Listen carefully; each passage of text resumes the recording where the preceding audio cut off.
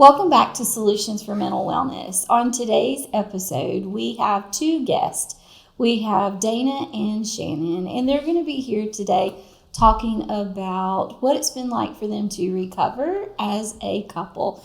Thank you all for coming today. Thank you. Thank you for having us. Yeah. So tell us a little bit about how you guys met. I'm going to let you say that. Okay, so You don't have to get in detail. we met through Facebook. We grew up right next to each other, but we never met each other. Never. And so that's how we met, was Facebook. Yeah. During my part in addiction with more harder drugs, and there it's crazy because we never ran into each other. We knew all the same people, but never collided until, many, many years afterwards. So it was kind of crazy to me because we never ran into each other. Yeah. So when y'all were growing up, you lived really close together, and you lived similar lives, but you didn't cross one another's paths. And see, that's the crazy thing about addiction. And this is something I can be able to tell you where it is. Most addiction, you have groups of people and they stick in that group. It's always a group of people that know everybody. And that's kind of where we was in the group, but we just never crossed paths. Yeah. So when you met one another and you started talking about, growing up in your lives, is that when you realized that you had a lot in common? I'll be honest, I'm not going to sit here. When we first met, there was just a lot of drinking, a lot of partying. I was still in active addiction with meth as well. And at the time, I was an alcoholic. I wouldn't call myself an alcoholic at that time. I was just a casual drinker is what I tell people. Mm-hmm. But yes, at that time, like I said, we was really partying really hard. And I thought it was okay, but now that I look back, I understand it wasn't okay in the path that I was going down.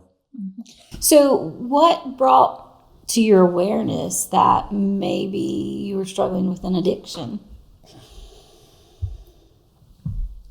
Wouldn't you say when I first met you, I was drinking, but it wasn't that bad, was it? It got worse. It got worse over time. And the reason it got worse and I really knew that I had a problem is I had an employee that was kind of like my brother. I really thought the world of him. I was going to give him part of my business, but he ended up ripping me off for a large sum of money. So after that, the business kind of... That was painful. Yes, it was. The business took kind of a nosedive, and we had to work very hard to get the business back on track. And that's when it devastated me because I worked so hard. I took all my money and put in this business. Just to rewind a second where you understand how I got to the business and this point was, I've tried many, many times, as an addict to try to get clean. Yeah. We had a small window as where I had been very clean and worked my money up to get into this business. So it devastated me because all my money was sunk in. I was fixing to lose everything that I worked hard for. And I got into a dark place. I tell people that, I always want to go down in the rabbit hole. Rabbit hole's dark. It's peaceful. It's quiet. I don't have to mess with no people or no things. It's just me and my world. And fortunately, I had her that kept digging me out of the rabbit hole because if I hadn't got out of the rabbit hole, I'd probably be dead right now. And so Dana offered you a lot of hope just being in a relationship with her. She did. She actually came up, and I think that there was a part where it was just a lot of partying with me and her. I was going through a lot of women and doing a lot of crazy things. And where I really knew that I loved her and she loved me and it really locked our relationship in is I had a incident where my house got broke into, and one of those women that I was messing with came back and broke in my house and stole everything. And she was in North Carolina at the time, and I asked her to come back and be my roommate. And she moved back in, moved into one of the rooms, and just, I guess, over the next 30 days, I realized that she really loved me and she cared for me. And at that point, I just realized I needed somebody to take care of me because I was becoming a very, very bad alcoholic. And not to hurt her feelings, but, she enabled me. She gave in to me. She gave me alcohol. She would go get it because She wasn't aware it was a problem.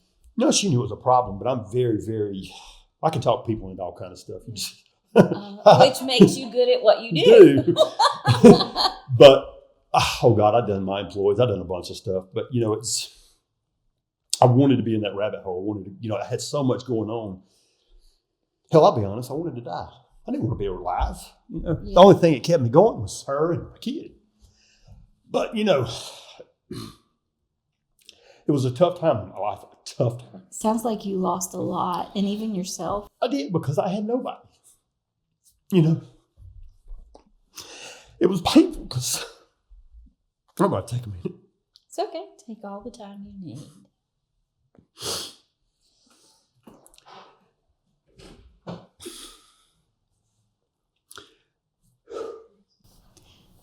Yeah, it is hard.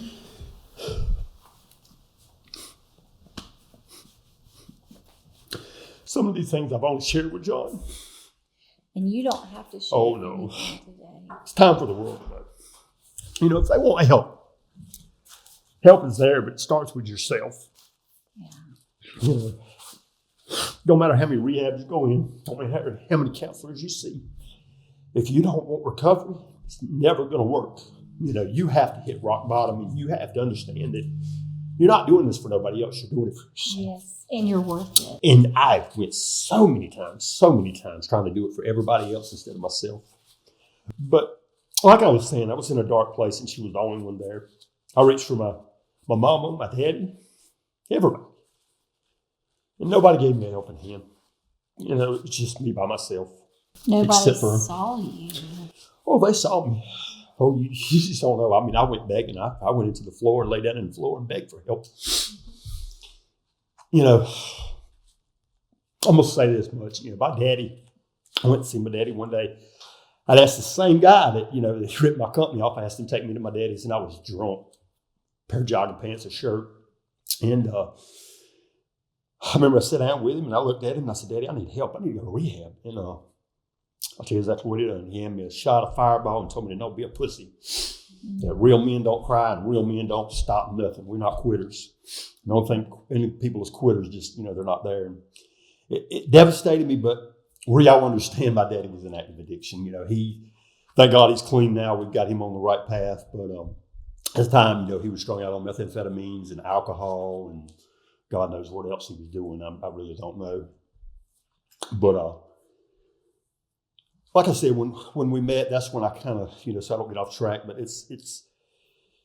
I knew that she loved me, and I knew that she would be there for me. But like I said, I was in a very dark place. I mean, I was drinking anywhere half gallon plus a day.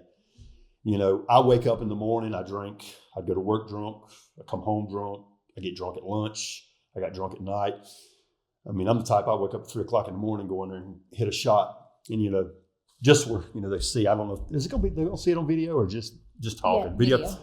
This is a shot of liquor to me. Yes. This is a shot. Okay. So not your. No. This is a red solo cup. That's a shot. But to understand, that's how bad I was. That's a shot to me. Yeah. If you brought me a little shot, I'd probably slap it off the table and get mad at you, because that's just how bad I was.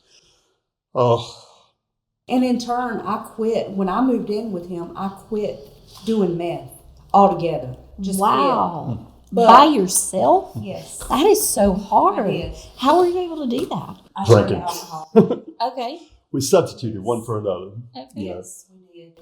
And so then I got to the point that me and him both were drinking that much a piece a day. Mm-hmm. That's an Yes. expensive habit. Not really. You can buy liquor's cheap. Yeah. That's one of the cheapest highs that I've ever been on. I mean, you can go get a $20 bottle of liquor a day. With methamphetamine, it was a different ball game. I went through thousands and thousands of dollars daily. Okay. Like I said, I'm trying to sum the story to keep it short. It's just, we both drunk together. We went and, partied and stuff. But, people think that drinking is expensive. Really, it's not. It's a very cheap high. The reason I drank and started drinking was I thought it was okay. I've seen everybody else do it. Everybody else has a good time. You see people in the restaurants. You see lawyers, doctors. Oh, God, everybody. You can imagine, it's you go into a restaurant and you see it. The average person all the way up to the president takes a drink of liquor. So to me, it was okay. And that's why, me and her, as we drank, I thought it was okay, but, it did spin out of control and went very, very fast and very quick. And that's what people have to understand. One drink turns into 1,000. 1,000 can turn into death if you aren't careful. And, but a lot of it was a blur. I'm not going to sit and lie. I'm a very, very awful drunk, very violent drunk. I'm surprised she's still with me. If the world wants to know, I'm surprised she's still worthy, with me for what all I've done and, the shit that I put her through, mentally, physically, it was a long road for her. But today I stand before you and, I know that she loves me because she put up with all the bullshit, to get where we are. My story is a deep, deep, deep, dark story. I don't know if we can get the whole story in today, but, it'd take months probably to get it out, and John knows this, but, you got to find hope. Yes. And that's something, I think that I want people to know in the world is find hope in yourself. So many times, like when she come, even she come and I knew that we were together and she loved me and she was trying her best to get clean. And yet I actually showed her that, hey, you don't have to do dope. You can come over here and get into the drinking world. And, it's okay. That's kind of what I told her. It's okay. It's what the world does, but. Hey guys, I just want to let you know our set today comes from some wonderful people who are part of a collective of merchants. And they are a part of the Market at the Point. There are many who have antiques, handcrafted gifts, apparel, vintage items, furniture, a lot of different whatnots. And if you are interested in renting space, they've got space for you. If you are in Greenville, South Carolina, and are out and about and want to stop in, they'd love to hear from you. And so specifically today, people have given to make this set happen. And Mamie and Alma are two of those individuals. Farquhar and Sons, Reclaimed Interior, Les Paul Klein Leather, La Baroque, K&M Designs. I want to give y'all a shout out because what you see on this set today came from their booth inside the collective at the, I want to get this name right because you all need to hear it and I need to say it. It's the Market at the Point in Greenville, South Carolina. Come check them out. So in a way, Dana's commitment to you offered you hope. It did. I didn't think I had nobody in the world that loved me. I didn't think I had nobody except for my daughter. And it was just like I said, that was another dark chapter in my life with her mother and her. And, I felt like at a time that I wasn't a good father, and I was like, well, what the hell should I be here for? She'll find her somebody that'll be her daddy and take care of her. And, I'll just go about my business. That shame narrative. It did. And, it's crazy how I think. This just showed the world, I went and got a life insurance policy on me, put it to my kid. I had planned this. I was like, hey, eventually I'm just going to, drink myself to death and don't have to deal with this no more. You wanted the pain to end. Yeah. I wanted my kid to be okay. But what the world knows is it's not just alcoholism that I went through. I don't know if you want me to start here, but just, I'm going to sum through here. But, I started at the age of 16 years old shooting cocaine and smoking crack. I went from there to methamphetamines, Oxycontin, pain pills, Xanax, Valium. God, what am I missing? Weed since you were way young. Yeah, weed. Lord, I started weed when I was 13 years old. But, you got to remember at 16 years old, I'm in there banging, shots of coke in my arm, while most people are in school. I dropped out of school. But, I went through that whole phase of all that, and all that. But I'm not going to sit and lie. When I met methamphetamine, it was a whole different ballgame. It was still to this day, it's the love of my life.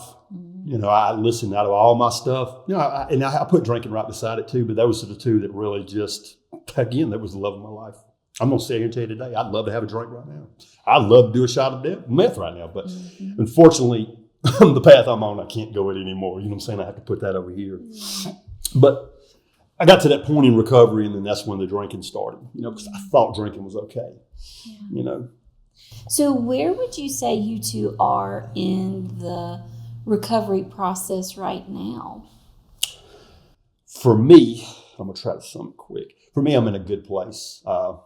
We've got July the 20th. I have 4 years sobriety. I count that. I can't thank you. I count that sobriety. She's right there a week behind me. So excellent, great. I count that really as my sobriety date for everything, because it's nothing, what I'm saying? That's where I'm at with it. Where do you see yourself right now in recovery? We have a great life. We could not ask for a better life. We really couldn't. We have our families. We've combined our families. We have he has grandkids now, and I have a daughter because originally I had two boys, so now I have 2 daughters from his. That's wonderful. And our daughter is pregnant, so we're getting another grandbaby. We have 3 businesses. Fixing to be 4. Yep, about to be 4. We're just thriving. Yep. It's a really good place that I'm at, but I want to say this because it just dawned on my head and I want to put it out there. Just because I tell you I'm in a good place doesn't mean we don't argue or fuss, because we had one coming up the road. I didn't know if we was going to make it to you because of my driving. And my anxiety. And again, just because I tell you I'm in a good place doesn't mean there ain't bullshit behind it. It doesn't mean that I don't deal with it every single day. That doesn't mean that there's not stuff that I want to drive me crazy and make me go drink, because I try to tell the world the bullshit doesn't stop when you get sober. Yeah, the problems don't go away. You just have to learn a new way of dealing with them. it. That is it. And I think that's the biggest thing I think any addict doesn't understand sometimes is getting clean, is they think it's going to be like a magic wand or a snap of a finger. It's all going to go away and it's going to be perfect. But no, it's not perfect. No, and that is actually something that is very harmful for someone. So they think that when they stop doing this, whatever this is, that life is going to be better. Actually, life can get worse without the substance. That is correct. And so it can be really hard. So our producer, Diana Valerie, she's going to ask a couple of questions now because we're at the end of this episode. But I'd like for y'all to hang around and join us for another episode. Diana? Okay, so I want to know, you said your father was an addict, but apart from your father, why do you think nobody else would help you out of addiction? Like, why was nobody willing in your... My whole family? Yeah. They had their own lives. Not trying to run off, but see, like my grandfather, my granny, my mother, my uncle...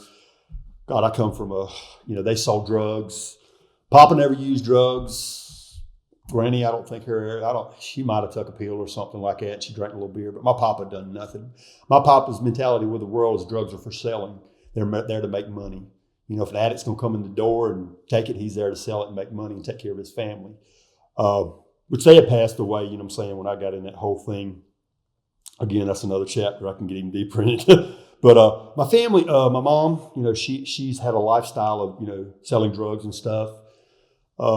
Again, they had their own problems. It's just, I think they looked at me as a grown man. You'd have to go back in my past and understand. At the age of 15 years old, I had already moved out of home. My mama kicked me out. I already had my own home, my own trailer. I was already living, paying power bills and doing stuff. And, I grew up very fast. My responsibility was, dropped in my lap at a young age.